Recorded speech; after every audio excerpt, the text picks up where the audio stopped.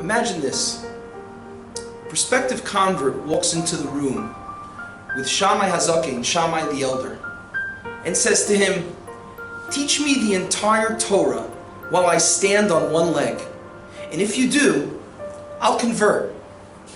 Shammai turns to the man and says, "Get out of my office." The same man turns to Hillel Hazaken, Hillel the elder, and says the same exact thing. "Teach me all of Torah on one leg, and if you can, I will convert." Hillel turns to him and says, without batting an eye, "De'olcha sanei lechavracha lo savid." That which you hate, to your friend do not do. Zuhi kol haTorah kula. This is the entire Torah, v'idach perushahi, and the rest is its explanation. Zil gomer, go and learn. The rest is its explanation. That means the entire Torah can be summarized by treat others the way you would like to be treated, and don't treat others the way you would not like to be treated. I understand that that's a very important thing, and it is. But to tell me that that is the entire Torah, and the rest of the Torah is merely its explanation?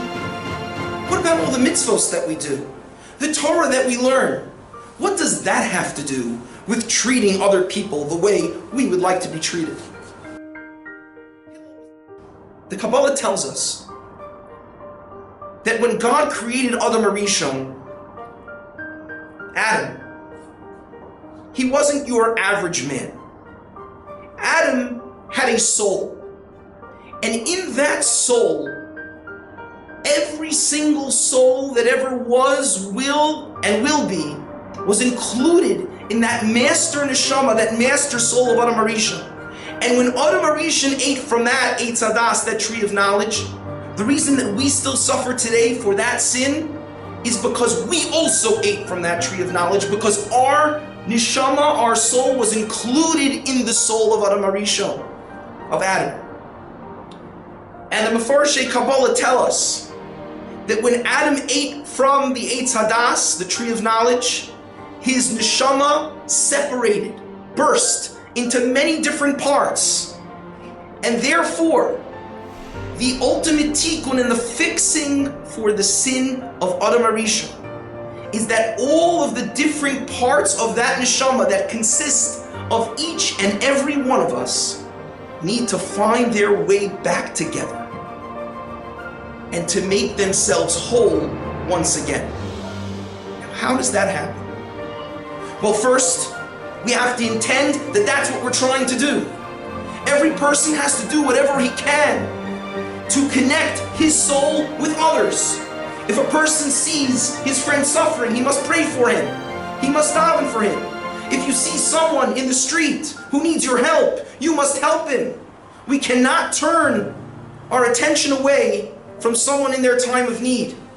And so therefore our attitude must be that we must love everyone as we love ourselves, because everyone else is truly ourselves. Because we are one. We are one entity in truth. Yes, it seems that we each run our own individual lives, and we each have our own lives. Sometimes we don't even know each other, but that doesn't mean we're not connected into that one gigantic neshama. And therefore, the Kabbalah tells us that the purpose of all of Torah and mitzvos is only to bring that neshama back together.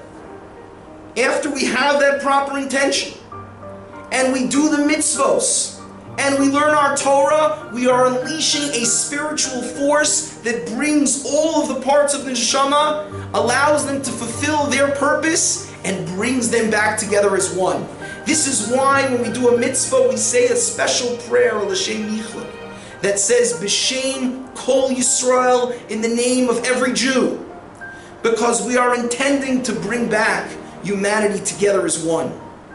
Now imagine for one moment somebody was lacking in the attribute of loving his fellow as himself and suffered from sinas chinam, hatred for others. That means that every mitzvah and every word of Torah and every tefillah that they're trying to do will not be effective, will not work. Despite the fact that the Jews had Torah and Ma'asim Tovim and good deeds in the times of the second Beis HaMikdash, because they suffered from Sinas Chinam, their Torah did not help them. Because if the way in which we are going to achieve an ultimate fixing for the Jewish people is by bringing ourselves together, and our Torah and our mitzvahs are only meaningful in that how effectively they bring that soul back together and rectify the sin of Adam HaRishon, well then, if we're lacking in that, then there's nothing being done.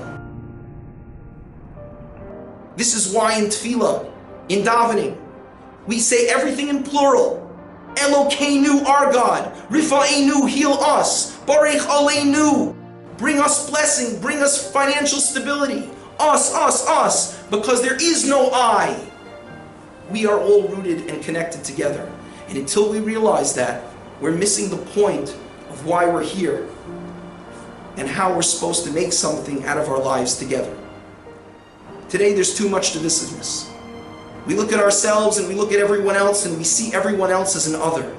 But maybe today we can take upon ourselves something different. Maybe today we can realize there is no other. There is only myself, and myself is not only myself but is you. And we are all connected. And until we serve God with that sense of purpose, until we're willing to expand ourselves to include everyone else into ourselves, well, until we do that, we're not truly serving God the way He deserves to be served, and we're certainly not serving ourselves. This Lag BaOmer, there is a minhag, there is a custom to create a bonfire. And it could be that everyone can take their own wood and build their own mini fire, but no, that's not what we do. Each one of us takes our piece of wood and we come together and we throw it into the fire and make one gigantic bonfire that lights up the community, that lights up the city, that lights up the world. Because when we take our own piece of wood and use it ourselves, it will last for a few minutes. We can see it, but no one else can. But when we take our wood and we throw it into the bonfire, and everyone else does too and contributes their piece of wood, well then that unity, my action combined with your action, my input combined with your input, can make the world a light again. So this Lag BaOmer, let's take our piece of wood, let's throw it into the bonfire. Let's look around at all the Jews around us who are doing the same, and take it upon ourselves that it will not just be once a night where we will come together and build a great fire, but every day, for the remainder of our lives, we will be committed to take all of our good deeds, all of our Torah, and all of our tefillah, and throw it in to one pot, so we can together watch as the light of Hashem burns forth, and the ultimate fulfillment and tikkun is achieved.